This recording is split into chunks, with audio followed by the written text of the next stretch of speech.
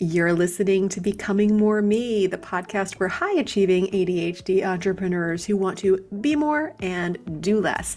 I'm your host, Theresa Levine. I'm an EFT master practitioner, hypnotherapist, law of attraction expert, and best selling author. Today, my guest is Zachary Riker. Zachary and I met a little over 6 months ago now and really became soul aligned friends through working on our businesses together and working on our inner stuff together also. Zachary is a gay transformation coach. He's an empowerment speaker and he's a podcast host. He's the host of Becoming Unstoppable. And it's a podcast for those ready to embrace their authenticity and unlock their fullest potential. He shares his personal experiences alongside interviews with thought leaders to inspire listeners to break free from their limiting beliefs and embrace their most empowered selves. And he went through a big transformation in this last year. I'm blessed to be talking with him on his 35th birthday. He intentionally made time to be together on that, knowing that the energy was just going to be fire. And he's going to share a lot of his personal experiences, especially over the last year. He's had over 16 years of experience in sales, including the last 7 consecutive years as the top closer in his company.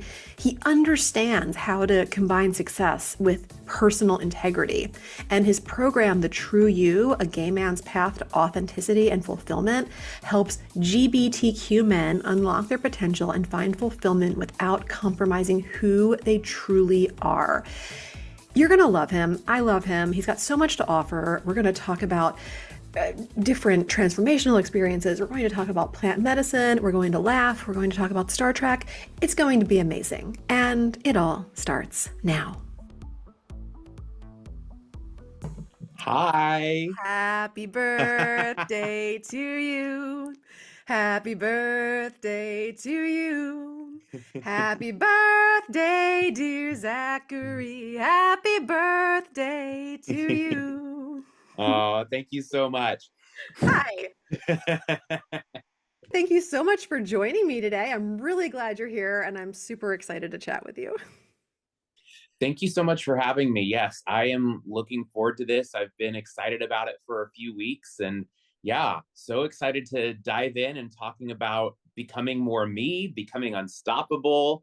Yes, we have this awesome convergence between our kind of two brands where they're all becoming and they're becoming amazing things right now, it seems like. And today is your 35th birthday, so happy birthday and thank you for intentionally deciding to be here with me to talk, knowing that the energy is just going to be amazing. Absolutely. Yeah. Thank you so much. In the time that you've known me, I think I've talked about my 35th birthday a lot. The first time we met was about 6 months before, and I was like, oh, I'm turning 35 this fall. And 35 is your spiritual awakening birthday. And I just know so many great things are going to happen. And the funny thing is like the last 2 weeks, things have really started to just like manifest and happen. And I woke up this morning and I was sharing with you, before our recording today, like, I told a friend a week or two ago, if I wake up on my 35th birthday and the world isn't all changed and exactly what I wanted it, I'm just going to burn the whole place down. And you know what? I woke up this morning and I'm super full of gratitude and happy to be here. And yeah, it's going to be just a fantastic, fantastic podcast. Thank you for having me. Fantastic birthday, fantastic year. Oh, It's all coming together. I love your energy. And I would love to just start off and just talk a little bit about like who you are, like not your business or anything else, but like what do you like to do? What are your hobbies, your pets? What do you like to eat or drink, or just some little things, tidbits about who Zachary is? Yeah. Well, first and foremost, I'm a huge Trekkie. I absolutely love Star Trek. Fuck Star Wars. Um, but no, I Star Trek is one of my earliest memories. I remember being about 3 years old and sitting on my dad's lap and watching The Next Generation. My Um, dad was a big Star Trek fan too. We were watching a little earlier though, because I am 11 years older than you. yeah, I grew up on The Next Generation. So Captain Picard is my favorite. It is my comfort show. It is the show that it's like, it'll be playing in the background, even if I'm not paying attention. It's the show that it's like, if I have some time at night and I'm like, you know what, I just want to decompress. What do I want to watch? Oh, you know what? Um, Season 7. Yep. okay. Oh, there's some of my favorite episodes. Oh, season 5. Like, and I know exactly which ones. And so, yeah, it's my comfort show that's always on. I love that. I have 2 dogs. I have a golden retriever, Barkley. He's my wild child. And then I have Izzy. She's a black lab mix who's a little bit older. She actually just turned 14, but you'd Oh, never wow. know it. She's so sweet and so smart. I tell her all the time, I'm like, bitch, you better not ever die. Yeah, and I live in Austin, Texas. I know you said like more about who I am than really like my career and stuff, but my career has played a big part in my life. For the last 16 years, I've been a professional sales guru. And I started in the insurance industry. I had great success with that. I moved into home improvement sales about 8 years ago. For the last 8 years, I've been consecutively the number one top closer for whatever company I've worked with. So I've had a lot of success. I've made and sold over $20 million worth of business in these last 16 years. But oh my God, I'm so over it. It doesn't fulfill me anymore. I don't get my confidence from it. I no longer get worth or validation from it. To the point that it's been an interesting journey in the last year or two. I've oscillated back and forth between I fucking hate my job and I'm so grateful for this job. Like, who else Sure. makes 6 figures and makes Yeah. their own schedule and their job is easy and not challenging at all to the point of being boring? Right. You've had financial stability to help you grow the other things and not Absolutely. like Yeah. fearful. And that's what I'm really stepping into now is I'm a gay transformation coach. I have in the last 2 years really healed my human. I have found emotional regulation skills to help me not be overwhelmed with depression and anxiety. I have had a soul awakening and a spiritual awakening, um, to really remember who I am. And Yeah. now I'm very passionate about helping gay, bi, trans, and queer men to go through a very similar healing process and transformation process that I have been through in overcoming shame, becoming their most authentic self, and cultivating self love and creating happiness for themselves. And I'm so passionate about it. Like, That's talk so about what turning you're meant to do. 35. So what Yeah. you're meant to do. And I would love to talk a bit about this identity shift and like the time that we've known each other. So we've only known each other, I think, since the beginning of this year, maybe. Does it go back Yeah. farther? I don't know. It hasn't Maybe been very February or long. March. It feels like it's been a long time. We have really immersed in some deep work together, working with some of the same business mentors, going on a retreat together back in May. And, you and several of the other people that were on that retreat and have kind of been in that same realm with me are people who I feel very close to. But when I met you, you were not Zachary. And there's a lot that has changed. So, can you share a little bit about like the ego death and rebirth that you went through and the insights that you gained about your ego and your soul during that process? Yeah, absolutely. So when we first met, I was Cole Evans, and Cole Evans is who I've been my entire life. Colton is my middle name, and I've always gone by my middle name my whole life. My dad goes by Zach, so I was named after my father. So I've never gone by my first name ever. And even now as Zachary, I'm never Zach. I tell people, I introduce myself, hi, I'm Zachary. And people are, oh, hey, Zach. No, no, no, no. That's my dad. I am Zachary, or Z. But the funny thing is, so going through this process of soul awakening and spiritual awakening, I did my first plant medicine ceremony last December. I sat with ayahuasca for 2 nights, and that was my soul awakening. And it really confirmed a number of things that I had organically come to in my spiritual journey over several years.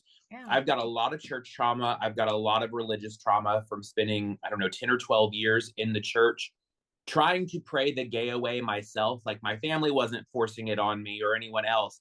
I was trying to do it because I felt so wrong and so flawed. Mm. And when I sat with the medicine, it really just kind of confirmed a lot of what I had organically come to believe about the universe, and that, like, the universe is all energy, and love is energy, and love is the currency that the universe runs on. Right. And I had these beliefs that, we are a soul having a human experience. Well, when I sat with the medicine, it really just kind of confirmed those for me. Yeah. And I began doing psychedelic healing with ayahuasca, with psilocybin. I've also done DMT. There's probably more on the list that I'm going to look at as well because it's been very effective for me. Sure. Um, and I want to hit on that for just a moment before I also kind of talk about the identity shift. So I am someone, I've been diagnosed with major depressive disorder, generalized anxiety disorder. I have PTSD from when my ex-husband physically assaulted me, and just going through like a year or two of constant abuse and whatnot, and being married to him.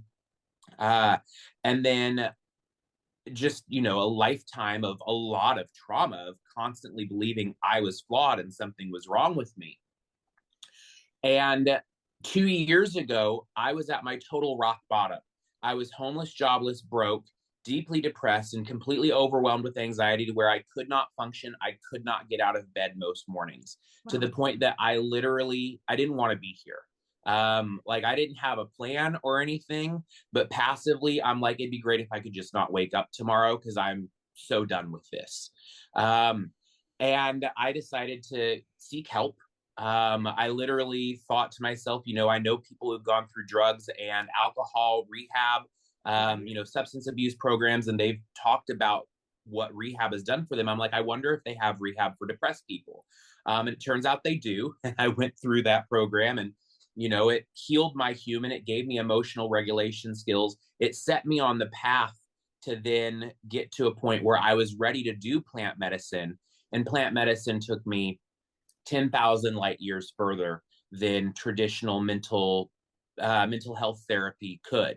Okay. Um, so I began doing psychedelic healing, and it just opened my mind to so much more than what I had ever known. And ever since I sat with the medicine, and it's different for everyone, but I have not been on any of my mental meds ever since then. Like I got off of antidepressants, anti-anxiety meds. I was on the maximum dose of like Wellbutrin, Wow. and whatnot. And it's completely healed me to where I didn't need to be on those pharmaceuticals anymore. And, I like nothing against pharmaceuticals. I think there is a better way, but they do offer a leg up to help people to get to where they need to be. And that's what it was for me, you Sure. know? So this identity shift that you asked me about, I sat with psilocybin in May, actually shortly after our retreat. And our retreat Where we that we also went sat to, with it. yes, where we also sat with it. Yeah, I remember that. I took way more. Like my ego was like, dude, you should take like, everyone's I just else. remember you like under the blanket. Oh You're my just gosh. like, Yeah. I think everyone else maybe took at most like 1.5 grams of psilocybin. I probably took 3. Because my ego was like, dude, you do psilocybin ceremonies, like you can take more. So I was like, could I get like 5 or 6 pieces? And Alexander's like, sure, if that's what you want. And I was literally like sitting in the corner, like shaking. I saw like 7 of you. Like I look at your face and I'd see like 7 of you back and forth and all these fractals. Uh, Great experience. well, I mean, it was. I mean, the Divi experience on its own, I think, would have been amazing, and that kind of like took it to a deeper sense. And I Oh remember yeah. during that, I'm skipping around a little bit here, but I remember during that, you kind of having a revelation of feeling a sense of safety when you're not in your body. And that Mm-hmm. that came through there. Can you elaborate what led to that coping mechanism for you and how you're working to be more embodied and grounded now? Hmm. Yeah, I think for me, looking back on my life, I've disassociated a lot from my body. Um, and in thinking through this, I have spent a lot of my life often being the fly on the wall. Like I'm just gonna sit back, be very quiet. I'm gonna observe everything, and I'm just not gonna like say a lot because I felt like I had no place.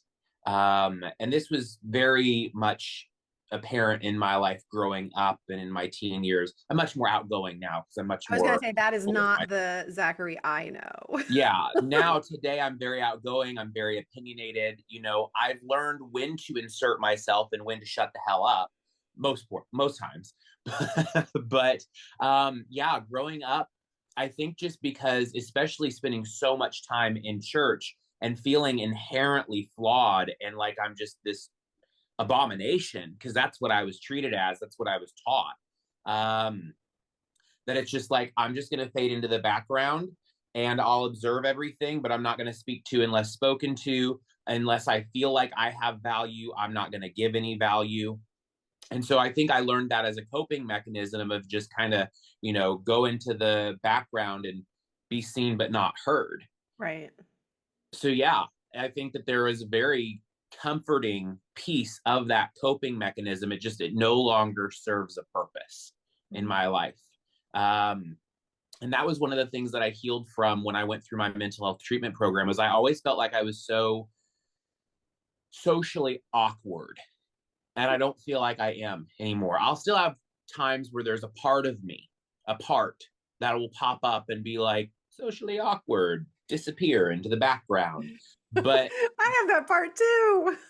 yeah, yeah, I think we all do. And and I find when it pops up today, it's when I'm in a group of people and my nose is in my phone. And I'm just like, oh, look at me. I'm so busy.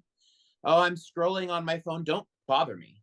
I'm busy scrolling. And Right. it's just like it's my guard wall. But I think that in the 21st century, and especially in Western culture and Americans, we're so trained for that of, oh, I'm fucking with my phone. Oh This has my yeah. attention. Leave me alone.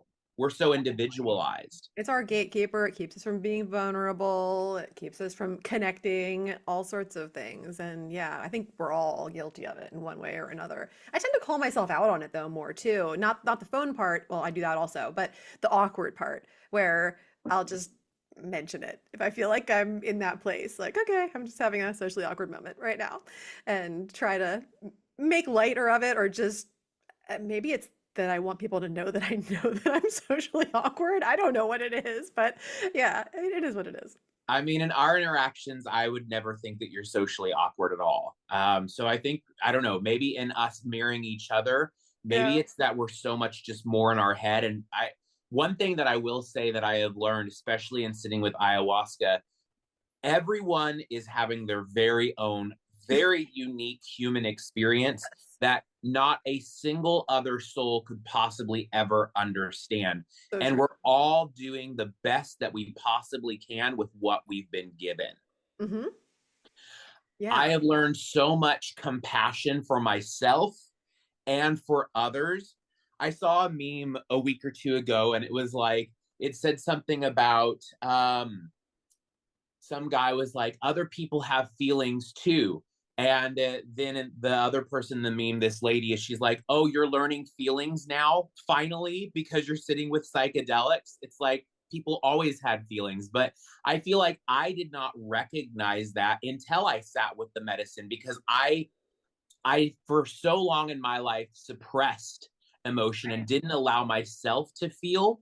Hmm. So by then the medicine allowing me to deeply feel and express Yeah. emotion, and seeing other people, especially if you do a plant medicine ceremony, especially something like ayahuasca, everyone is on their very own journey. No one cares or is even thinking about you at all. So it's like there's people that are throwing up, there's people that are laughing, there's people that are crying, there are people that are sleeping. Um, I've, had moments of all of those. I've also experienced like very loud and uncontrollable ego death where I'm like trying to run away and escape. And I'm literally dying, and I've got like the shaman and both space holders, like all three of them on me, not paying attention to anyone else in the room because I'm having a fit at the moment, but Mm. also so healing. Yeah, that's awesome. You've had some really interesting experiences with that. And I know you shared when you were going through, choosing a new name, that Zachary means God remembers. And I loved hearing the meaning of that. What significance does that have for you on your spiritual journey? Oh, wow. Yeah. So thank you for bringing us back around to the identity shift. I My knew we'd get there at ADHD some brain will point. always get us back at some point. We might take a Yeah. really long detour, but here No, we are sometimes again. it's a big same for me. Like sometimes it's a big circle, but we always come back around. So the identity shift. When you and I were together at the retreat, we did the Dr. Divi experience. And in that moment, I had a spiritual awakening. Yeah. And for those Um, of you who don't know who we're talking about, I have several episodes. I have one with Dr. Divi. Episode 172 is a great one if you want to understand that experience more. And then several others. I don't know the episode numbers off the top of my head, but back from June, where I talked a lot about the retreat and the experience. If you want to learn more about that, check out those episodes. Continue, please. yeah, no, thank you. I mean, Dr. Divi is incredible. I'm in her intuition coaching class right now, and I'm actually Amazing. getting ready to go to Whistler next week for a week to Fun. like, meet my guides and like learn more about the intuitive Yeah. gift and Well, how to because use coaching. she located some psychic abilities and some other things in you that I think you kind of already knew were there, but it's affirming when others can see Yeah. it. Yeah, one of the very first things that she said in my in like my session, I was the first one who went, and she's like, "You're super psychic, like super psychic." And I had only recently discovered that or been told by another channel, "Oh, you're supposed to be doing what I'm doing. Like you have the intuitive ability, you're supposed to be channeling, you're supposed to be helping people in this way." Yeah. Um and yeah, I feel so grateful to have Dr. Divi as a teacher to teach me how to navigate that. So we were going through her experience, and she teaches A Course in Miracles and the Law of One. And one of our friends, Tyler, she was, teaching him at the moment, but in the Law of One, because And you guys I, might remember you and Tyler you from or the me. workshop that we did on relationships, and we're all related. We're all in this circle together. Yes. Yeah, yeah. I mean, like we really do conglomerate and, collab all together very well. And that when she teaches in the law of one, that since we are all one, I am you and you are me, we are all together. When one of us heals, all of us are healing. So she was teaching Tyler on spiritual awakening and reminding him of his divine self, that we are not separated from God. Well, this one was also for me. Mhm. And I remember she had him look out at the mountains, and the Oh, the sunset mountains. was happening, Hmm. right over the mountains. I can And picture it. like, yeah, she's like, look out there, look at that. She's like, you created that. Yeah. And like in that moment, like my heart just like cracked open. And it's like, I am Mine did too. God, like I am the divine. So I had that experience, and a week later, I did a psilocybin ceremony where I experienced ego death and rebirth, and it was my soul that was reborn, like my higher self embodying that. And so that was the death of ego, Cole Evans, and it was the birth of Zachary Riker. And the reason that I chose that name, first of all, um, Hey, before we continue with the episode, one quick question. Have you joined the Becoming More Me community on School? If yes, I'm so grateful for you. And if no, what are you waiting for? I have an amazing free community that houses over $15,000 worth of my most requested resources, things you can start digging into and using today, actionable resources to start changing how you feel and show up in your life. Things that are going to support you on your never-ending journey of becoming, and amazing community members to support you as well. Hop over to skool.com, that's skool.com/discovery, and put my name in the search bar, Theresa Lear Levine. You will see the Becoming More Me community pop right up, and you can request to join from there. Inside of the community, you will find a full classroom of resources, as well as anything that you need in order to join my small group coaching or my one-on-one coaching. And I can't wait to see you over there. Again, go to www.skool.com/discovery, type in my name, Theresa Lear Levine, and request to join the Becoming More Me community. I can't wait to see you there. So like I said, Zachary is my first name. I was legally born with that name. I've never gone by it ever. I'm a child of the 80s. So my parents literally thought like, well, what if someone calls the house and says, hey, can I speak to Zach? Well, which one do you want to speak to? And the funny thing is like, that's something that no one would ever even consider today, you know? So, I've never gone by my first name, but I always knew that if I ever did, I'd go by Zachary. And it drove me nuts because people would like look at my license and they'd be like, oh, thanks, Zach. Nope, that's my dad. But when I got married 6 years ago, I legally changed it and I eliminated the name completely because my father and I had a really rough experience for many years. And we didn't see each other for 5 years. We didn't speak for 3. And so when I got married and I had the opportunity to legally change it, I got rid of it. But in the back of my mind, I always remembered Zachary means God remembers. So I had this spiritual awakening experience. Then I went through the psilocybin ceremony and I had this ego death and rebirth. And I'd already been considering like an identity shift for a while because I felt like I'm no longer who I was, but I'm not quite who I'm meant to be. And the identity shift felt right. So Zachary, it made perfect sense. It was like, I had already been considering it. I've always liked the name Zachary. My dad and I, from when I sat with ayahuasca back in December, it completely healed our relationship, total healing.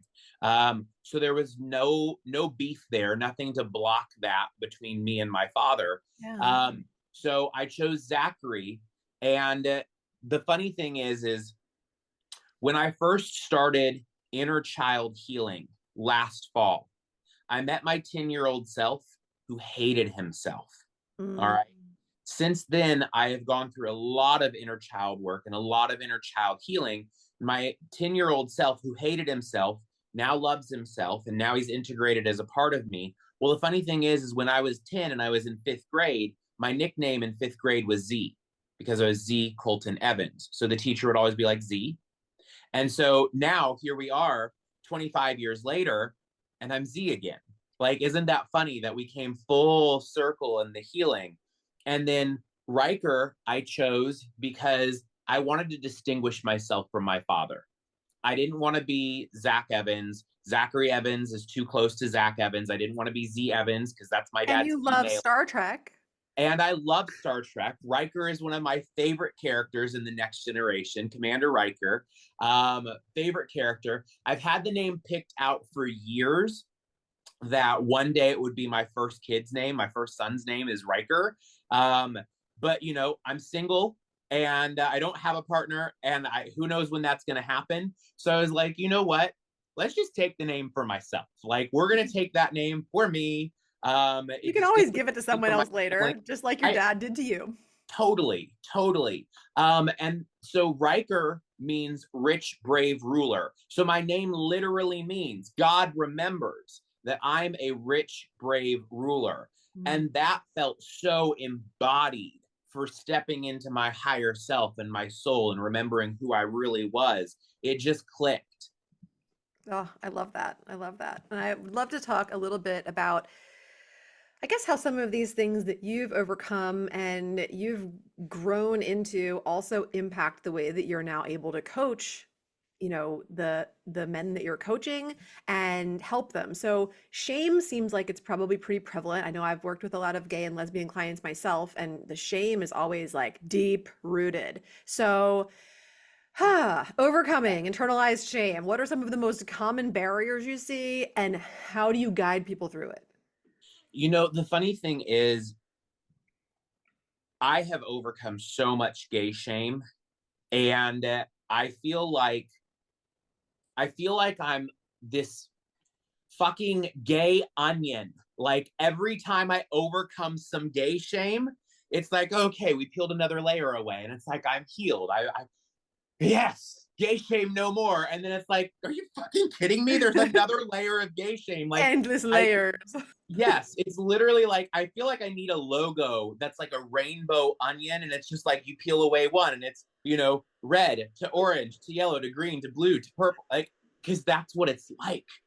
Yeah. And I think if you'd asked me a year ago, how did I feel about gay shame? I would have been like, oh, gay shame's a bitch, but I'm so happy to have overcome it. I've got to laugh at myself because Yeah, I a am. year Any of the things ago, that we think that we could totally heal are just kind oh, of like a joke. We can find new levels, we can feel so much better, and we can grow in so many ways, but there's always going to be things to work through, which is why people need people like us yes, yes. A year and ago, I why we had, need each other. yeah, yeah. A year ago, I had barely scratched the surface of gay shame. But it And felt now like you I've, had, and that's a huge thing. Like, even if you look back now and you're like, huh, like at that time, you were like, man, growing, healing, it's all good. yeah, absolutely. I think if you had asked me 6 months before that, or even a year before that, so about 2 years ago when I was at my rock bottom, I don't know that I would have, even at my rock bottom, I don't know that I would have been able to assess that gay shame was an issue for me. So, like, as I've been building my business, I'm a gay transformation coach. And I've really had to kind of look at my marketing and how I talk about it because I think most gay people, most of them have internal deep gay shame. But I think a lot of them may not recognize that it is there or may not realize how deep it actually goes. Yeah. Because I mean, like, we have really had to fight to get where we are. And Mhm. yes, we're a bazillion times better than where we were 10 years ago, 30 years ago, 50 years ago. Um, and I think that it's getting even better, like looking at like Gen Z and like Gen Alpha, like you can be a gay kid in middle school now and it's like no one cares, or Definitely it's better. much more accepted. Um, you know, Whereas when I was growing up, like I felt like I was the biggest piece of trash. I was made fun of constantly for being the fat kid, and then I was made fun of for being the gay kid, and then I got super involved in church where everyone is supposed to be loved, and everyone's supposed to be accepted. But then it was constantly talking about how bad gay people are and how much of a sin homosexuality is. And it just like hammered it into my head. Yeah. And some of the biggest pieces of healing for me in the last year, like I said, psychedelic healing has been huge, absolutely huge. Like if you are listening to this and the medicine is calling to you, and how do you know the medicine is calling to you? It's popped up. You've started to hear about it, ayahuasca, psilocybin. Maybe you know some people who've done it. You've heard about good things, and it's starting to pique your interest. That's how the medicine begins to call to you. Doesn't mean you're going to sit with it next month. Maybe it's a year down the road, but you're going to sit with it. Like the medicine is beginning to call. And it has really healed me because it's allowed me to go 10,000 layers deep into myself and see and find root causes. Like I'll tell you one of the root causes of my gay shame. Looking back on my life, I really struggled with coming to terms with who I am in being a gay man. Like I had to come to terms with it at multiple points in my life. And I had a horrible car wreck at the end of 2012. And an 81-year-old woman was driving the wrong way on I-35. She caused a 4-car wreck. She was killed in the accident. And 2013 was my year of hell on earth. I had to walk with a cane. I couldn't pee. I couldn't get an erection. I had to have back surgery, things that a Wow. typical 23-year-old does not go through. We've never talked about that. That's insane. Yeah, but it gave me an entire because I didn't work for a year, so all I had was time on my hands. Yeah. And it was really and it was a year that I really went into my first deep, dark clinical depression as an adult. Of course, totally untreated. Yeah. And anyone who looked at me was just like, "Well, he's been in a bad car wreck. Of course, he's got depression." And I wasn't Totally seeing messes with your identity. I had a car accident trauma like that also, not nearly like the kind of injuries that you dealt with or things, but totally different ways that it just impacted my identity, my sense of like what's in store for the future. I thought I was on this one path, now I'm on this other path. That is so much. yeah, yeah. And if I look back on my life, this was 11, 12 years ago now.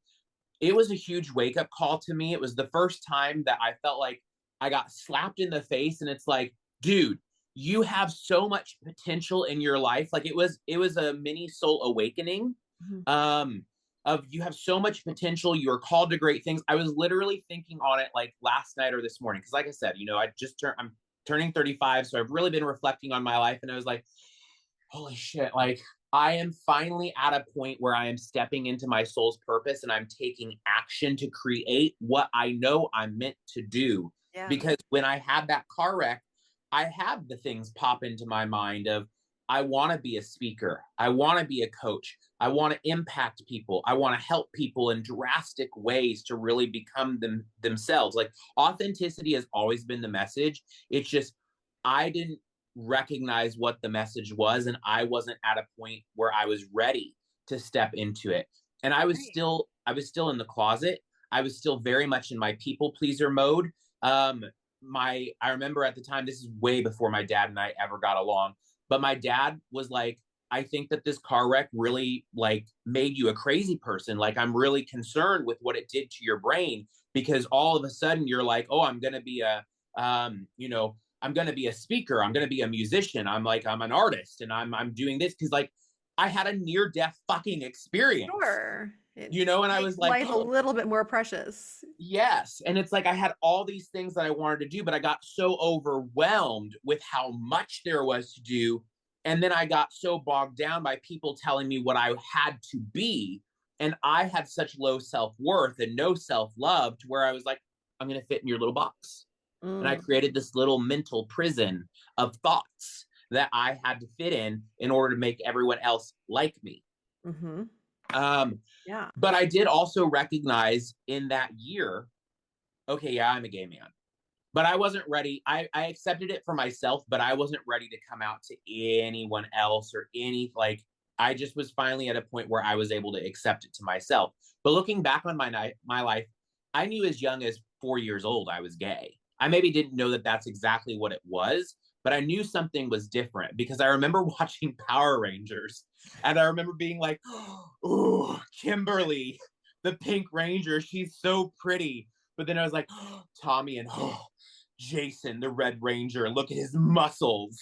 And it was just like, oh, it did something for me, So like, I knew as young as 4 years old, something was different. And I knew I had like an attraction to, boys and like the same sex, but I didn't know what it was. Yeah. And, bringing this full circle Power again. Rangers will never be the same for me. See? Oh my gosh, no. Yes, they absolutely changed my life forever. The funny thing is they've had so many iterations. I guess at some point, like in the 20 teens or something, there was a Red Ranger named Cole Evans. What? Isn't that funny? That is. Yeah, I watched it all growing up in like elementary school. I don't know where they've been or what they're doing now. It's one of those shows that they're like milking for all it's worth. But That's too but funny. bringing it full circle to like what the psychedelic healing, what ayahuasca showed me, it showed me the root cause of my gay shame, or at least one of the beginning ones. So there's two pieces to this. And this is my experience. Everyone has a very different ceremony in psychedelics, and you don't necessarily get the ceremony you want, you get the ceremony you need. So this was in my first or second ayahuasca ceremony last December. The medicine brought me back to being my 5-year-old self. And when I say that I was my 5-year-old self, I mean, time does not exist. It is something that humans invented so that we could understand the linear passage of time. But like, time is a human concept. It does not exist. And when you're on psychedelics, you are traveling on the quantum spectrum of everything. So I became 5 years old, but I was seeing everything with my 34-year-old eyes. Mm-hmm. My 34-year-old life experience, mental capacity, skill sets that I had developed. Sure. So I was able to understand things so much better than a 5-year-old child. Hey, let's take a quick break from the episode and chat about the Becoming More Me signature program. Because the truth is, we can digest information and learning all day long, whether it's podcasts, books, audiobooks, courses. But ask yourself if it's really changing the way that you're showing up in your life. I know that for me, I felt like a collector of information for a very long time. And it wasn't until I started implementing nervous system regulation, and it wasn't until I started implementing nourishment of my nervous system and rewiring of my subconscious that I felt like I could really leverage that information to show up differently in my life. And that's why I created the Becoming More Me signature program, which allows me to work with clients in both one-on-one and group settings so that they can start showing up differently in their lives and actually creating and manifesting their desired outcomes like never before.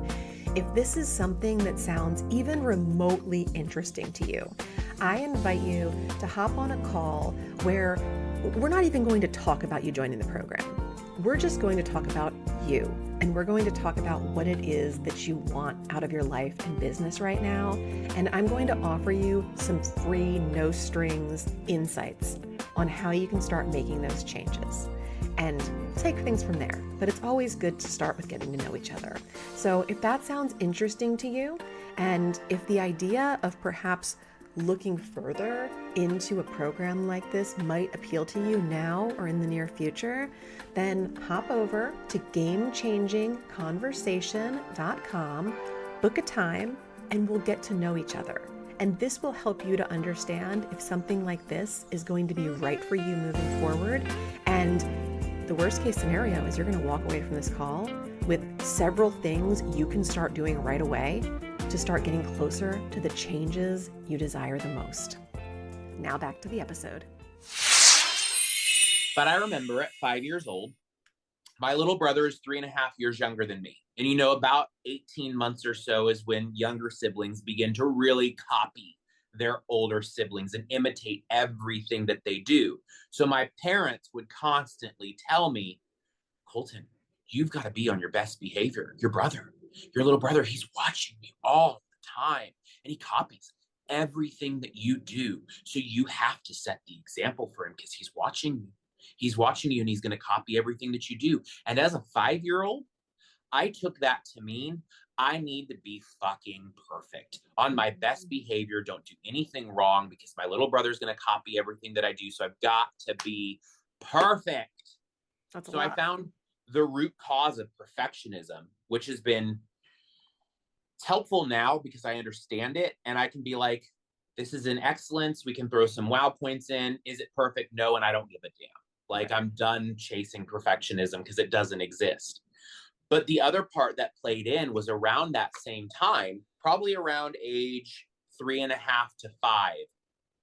I remember my mom's brother, and now, especially having sat with the medicine, I have so much more compassion and understanding for others.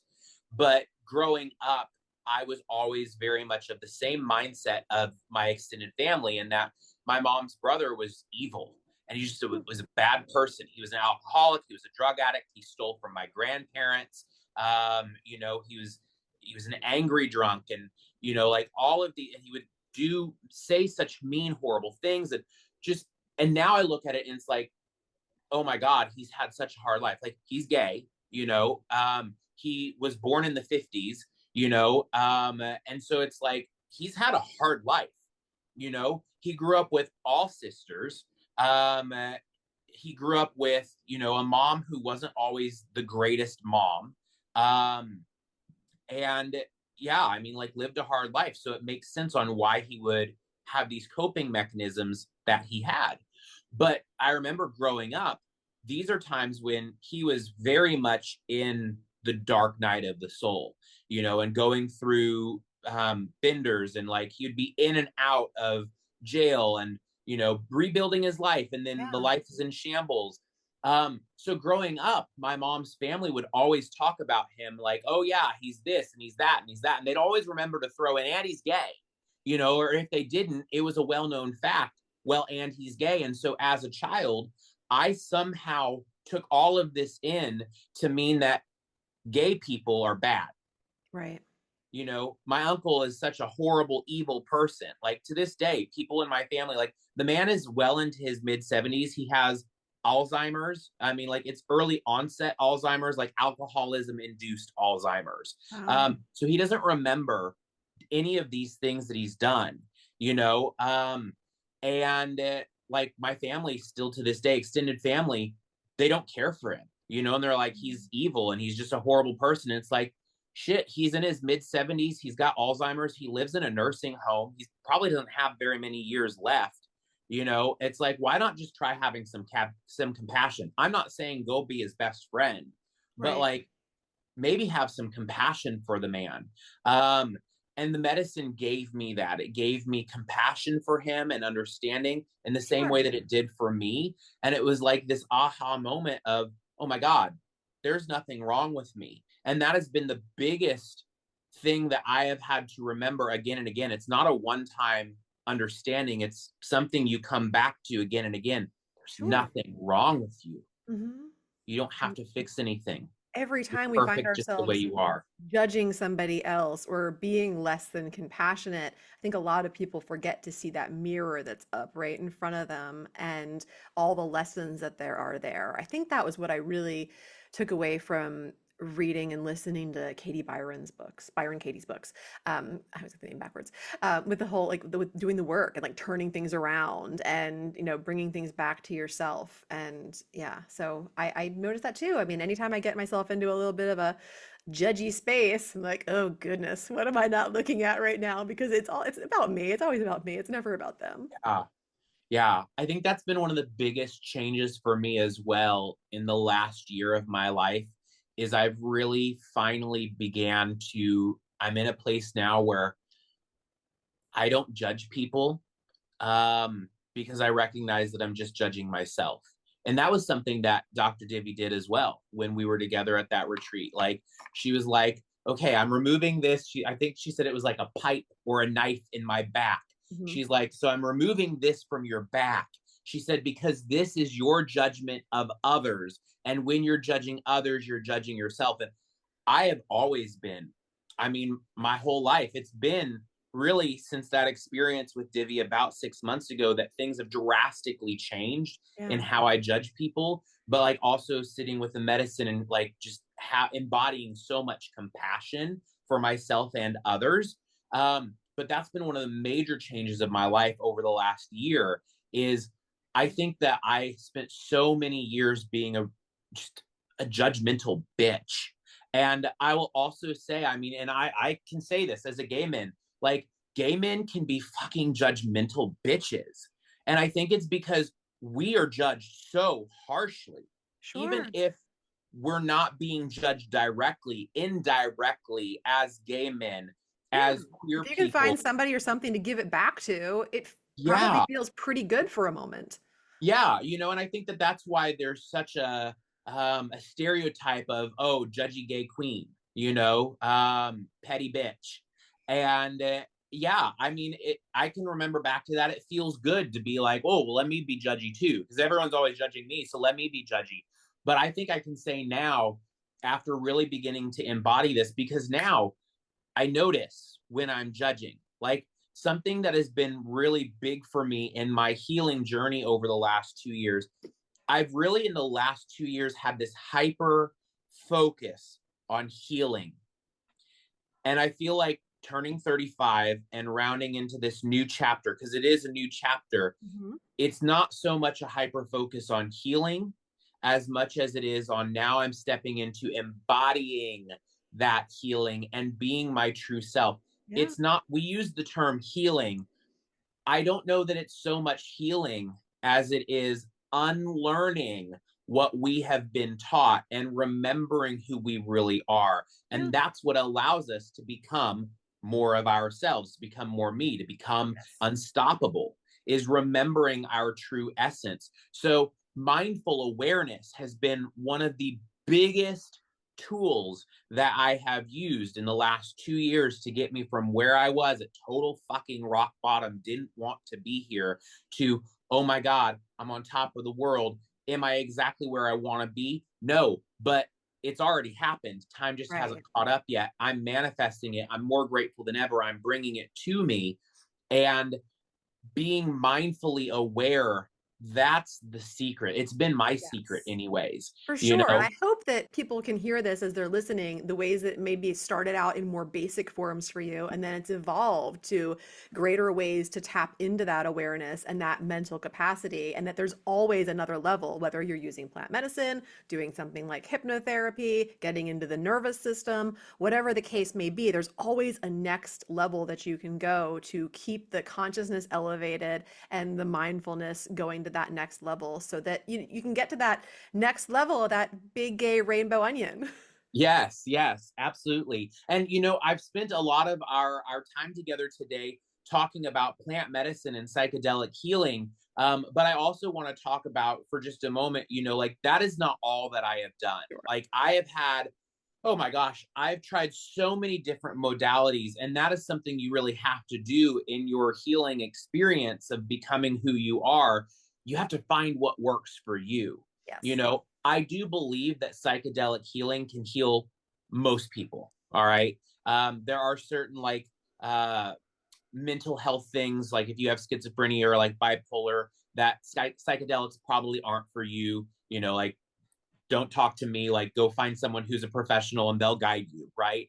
um, Psychedelic healing has been really helpful for me, but I'm also certified in subconscious reprogramming. I'm certified in neurolinguistic programming, quantum timeline therapy, hypnosis, and I understand the unconscious mind in many of the same ways that you do, Theresa. Sure. It's one of the reasons that you and I click so Yeah. well, because we speak the same language professionally. Yes. And that has been a huge game changer for me, is doing the unconscious mind work.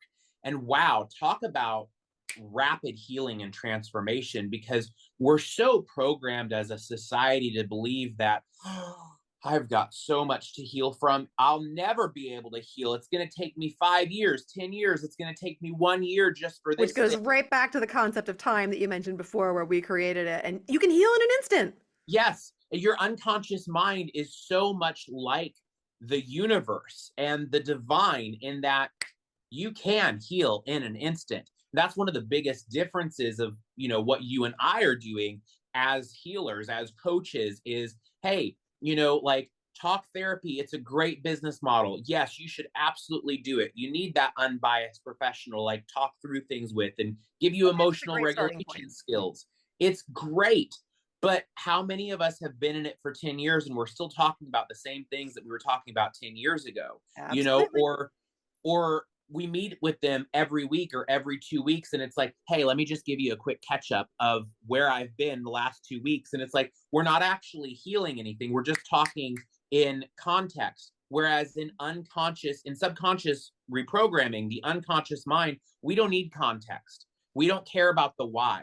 We jump right into the content, or excuse me, we don't need content. We don't need content. That's what talk therapy does. We jump straight into the context. We talk about the how, not the why. Yeah. Which allows such rapid healing and aha moments. And that's been such a huge game changer for me as well. Yeah, absolutely. This has been amazing. Thank you for all of your insights, your wisdom, your personal shares, your vulnerability. Where can people find you, learn more about you and what you're doing, take part in it? Yeah, I'm on Instagram and TikTok. I'm more present on Instagram, but we're getting that TikTok launched. My username is I am Z Riker. I am Zriker. And if you are a gay, bi, trans, or queer man, and looking to overcome gay shame, and find your most authentic self and cultivate self-love and happiness, I would love to connect with you and do a free coaching call and see if we can work together and help you in that way. And yeah, just growing that online community. My Instagram is where I'm putting most of my stuff out. And I also have a podcast called Becoming Unstoppable with Zachary Riker on Apple Music and Spotify. Awesome. Well, thanks again so much for being here with us today. And for all of you who are listening, I know you have more than a million choices when it comes to the podcast that you listen to. So thank you for tuning in to Becoming More Me. Thanks Thanks for spending some of your precious time with me today. If you loved this episode, please leave a review or simply share it with someone else who would get great benefit from it too. If you share on social media, please tag me so I can personally connect and thank you. Until next time, keep taking bold and brave steps towards becoming more of who you want to be in this world. You are capable, you are worthy, and you are enough. And if your inner critic is still trying to argue with those facts, hit me up. We've got work to do.